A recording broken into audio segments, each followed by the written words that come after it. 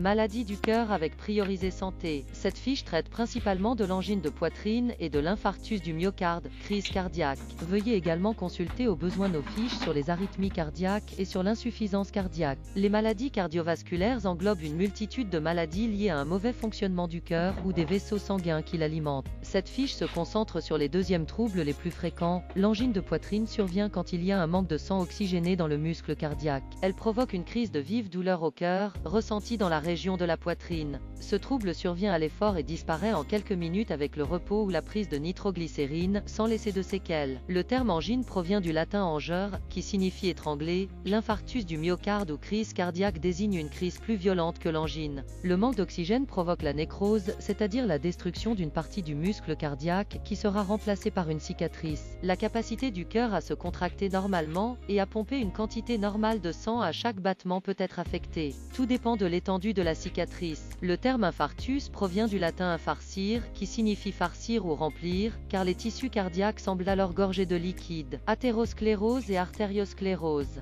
L'athérosclérose désigne la présence d'une plaque sur la paroi interne des artères qui gêne ou bloque la circulation du sang. Elle se forme très lentement, souvent de nombreuses années avant qu'une crise d'angine ou d'autres symptômes se produisent. L'athérosclérose touche surtout les grosses et les moyennes artères, par exemple, les artères coronaires, les artères du cerveau et les artères des membres. Elle est souvent associée à l'artériosclérose, c'est-à-dire au durcissement, à l'épaississement et à la perte d'élasticité des artères. Les 6e facteurs de risque, l'hypercholestérolémie, risque 4e fois plus élevé, le tabagisme, risque 3e fois plus élevé, le diabète, risque 3e fois plus élevé, l'hypertension, risque 2,5 fois plus élevé, le stress chronique, dépression, stress professionnel, problèmes de couple, soucis financiers, risque 2,5 fois plus élevé, un tour de taille élevé, obésité abdominale, risque 2,2 fois plus élevé. Les 3e facteurs qui exercent un effet protecteur, la consommation journalière de fruits et légumes, la consommation modérée d'alcool, l'équivalent de première consommation par jour pour les femmes et de deuxième pour les hommes, la pratique régulière d'exercice physique.